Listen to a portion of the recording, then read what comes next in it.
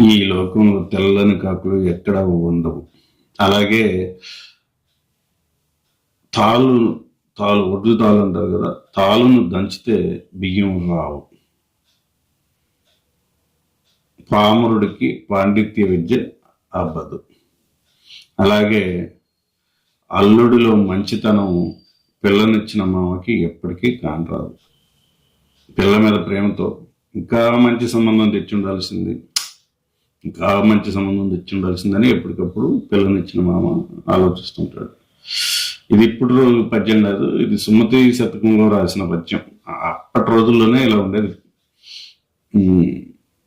అల్లుని మంచితనంబున్ గొల్లని సాహిత్య విద్య కోమలనిదును బొల్లును దంచిన బియ్యం తెల్లని కాకులు లేవు తెలియరా సుమతి.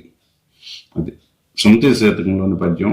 అసలు అంటే తరతరాల నుంచి అల్లుళ్ళలో మంచితనం ఎవరికి కనపట్టలేదు అనమాట. తెల్లని కాకులన్నా మొన్న ఈ మధ్య ఒకటి కనపడింది. Hi friends, good morning. ఎలా ఉన్నారు? ఈ పద్యంపై మీ అభిప్రాయాన్ని కామెంట్స్ లో తెలపండి. అలాగే ఈ వీడియోకి like, share, subscribe please. Thanks for watching. Have a great day.